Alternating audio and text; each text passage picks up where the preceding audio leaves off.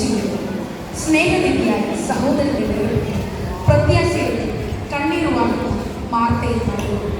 4 നാളുകളായി കല്ലറയ്ക്കുള്ളിൽ ചീർമതയിലേക്ക് നീങ്ങുന്ന ലാസറിന്റെ ശരീരം മനുഷ്യന്റെ യുക്തിയിലും വൈദ്യശാസ്ത്രത്തിലും തോറ്റെടുത്ത് മരണത്തിന്മേൽ പൂർണ്ണ അധികാരമുള്ള പ്രപഞ്ചനാഥൻ കടന്നു വരികയാണ്.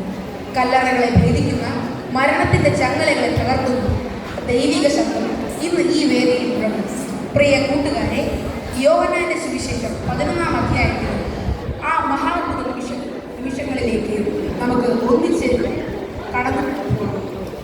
വിശ്വാസവും അവിശ്വാസവും തമ്മിലുള്ള പോരാട്ടമാണ് ജീവിതം. കൺമുന്നിൽ കാണുന്ന പ്രതിസന്ധികൾക്ക് മുന്നിൽ പലപ്പോഴും നമ്മുടെ വിശ്വാസം തകർന്നു പോകാറുണ്ട്.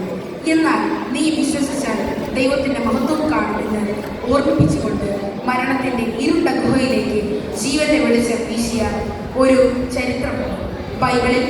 യോഹന്നാന്റെ സുവിശേഷം 11-ാം അധ്യായത്തിൽ ലാസറിനെ ജീവിക്കുന്നതിലൂടെ യേശുക്രിസ്തുവിന്റെ ദൈവിക മഹത്വം വെളിപ്പെടുത്തിയ ആ നാടകീയ നിമിഷങ്ങൾ അതിന്റെ എല്ലാ ദൈവികതയോടും കൂടി ഇതാ ഈ വേദിയിൽ പുനർജനിക്കുന്നു.